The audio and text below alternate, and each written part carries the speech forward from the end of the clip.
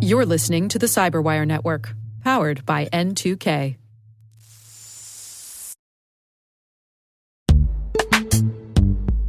This episode is brought to you by Palo Alto Networks, the leader in cybersecurity. As AI-driven attacks increase, organizations can't afford to have network security that's stuck in the past. Discover how Palo Alto Networks can help you predict what's coming and proactively secure against it with a zero-trust, AI-powered network security platform built to secure whatever, whenever, wherever. To learn more, visit paloaltonetworks.com/network security platform.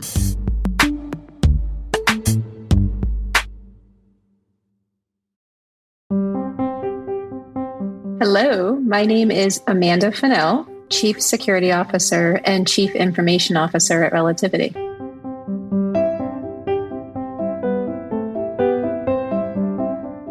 The most common answer when somebody asked me what I wanted to be was typically an archeologist, but the reality was a librarian, which I feel like is maybe an archeologist in its own way.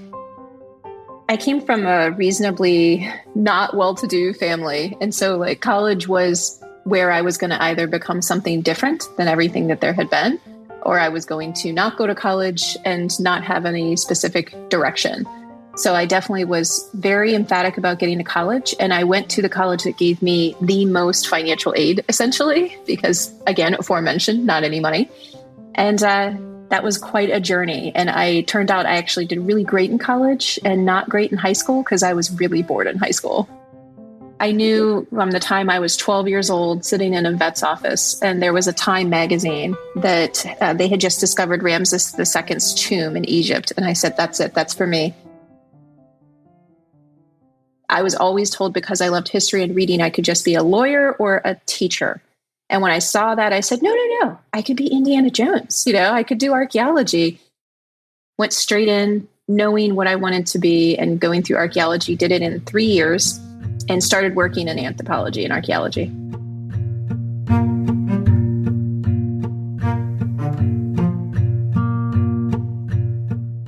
The reason I love internships is because I learned a really valuable lesson that what you think something is in academia is not what it is in real life. So starting in archaeology, I realized, wow, you basically live in a hotel and you're very lonely and don't know anyone. And you're spending all day in the ground with a little brush and a little trowel.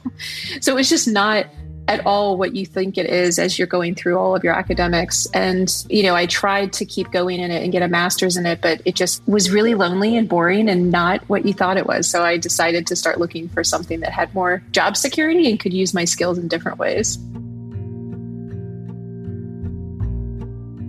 I was sitting in a graduate course for paleohominid biology, and the teacher came in at the Smithsonian and said, look around, there are 32 of you.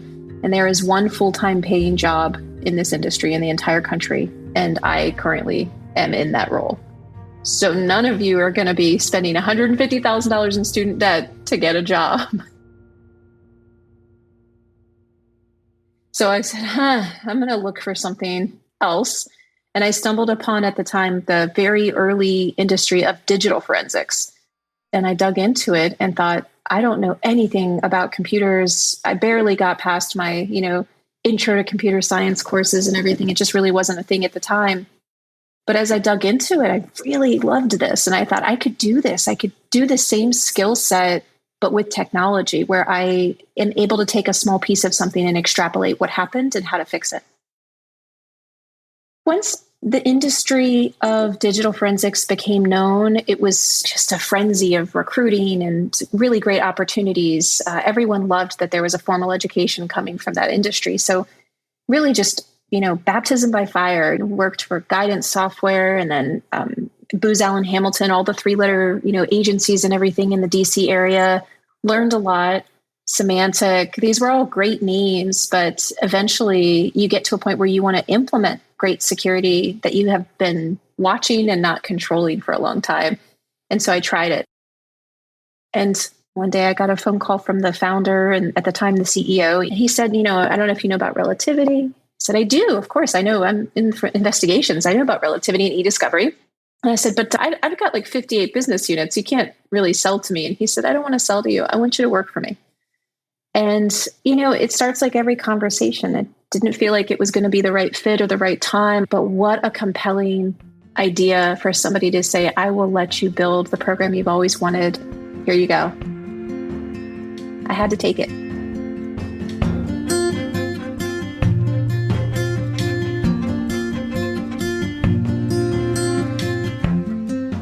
I learned the valuable lesson of what it looks like to move too fast for once. I think a lot of people in our industry, we complain that things go too slow or that we have to take so much time.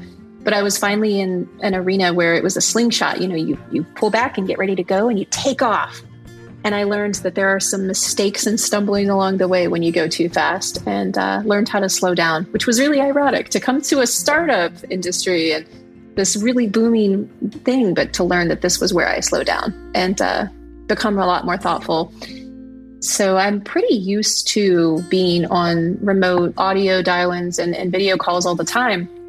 But COVID definitely put it into overdrive, where now everything transitioned into this remote access capability. So I come to, my desk in my home office, sit here, get through my emails, make sure there's nothing crazy on fire, and then work on developing and strategy for making sure that we're just innovating in the security space and doing what we can to make sure that we contribute, making things better. It's hard to feel like you could be an inspiration. It's like you just finally one day you realize I can do this and I do my best and I'm giving it everything I have. And so looking back, I wish that probably I had access to technology earlier. I wish that I had been able to learn more about computers earlier on. But the only thing that really got me to where I am more than anything is enjoying what I do and being good at it, hopefully, or great is what I aspire to. But curiosity. I think that's how I came upon a lot of different opportunities, seizing that opportunity when it showed up. I think that my go-to when something really difficult comes at me is nowadays to stop and breathe and give the other person or party or et cetera opportunity to speak and listen with open ears about this. So often whenever something comes up that's not going your way, it's really quick to put up defenses and attack back or try to prove why you're right or something. I think a lot of times people expect that, but I prefer to do the unexpected. So instead, I like to be thoughtful and open to the idea that I could be wrong and to listen very thoughtfully to what's being put in front of me. I've thought of this before, how to be remembered. I do hope that I left things better than I found them.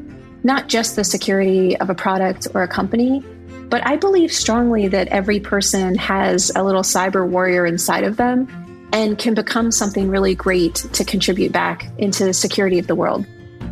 So I just hope that I've inspired some of us and my company, hopefully, to be that cyber warrior, and that they look back and think that this was a really great opportunity, that they learned more about security.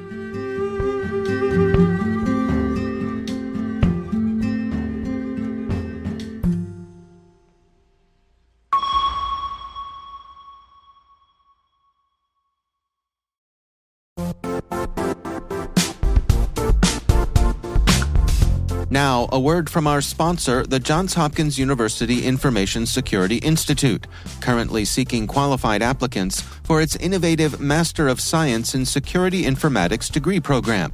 Study alongside world-class interdisciplinary experts and gain unparalleled educational, research, and professional experience in information security and assurance.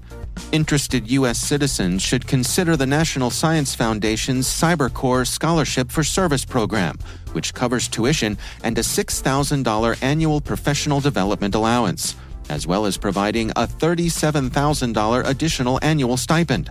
Apply for the scholarship and the fall semester by March 1st. Learn more at cs.jhu.edu/MSSI.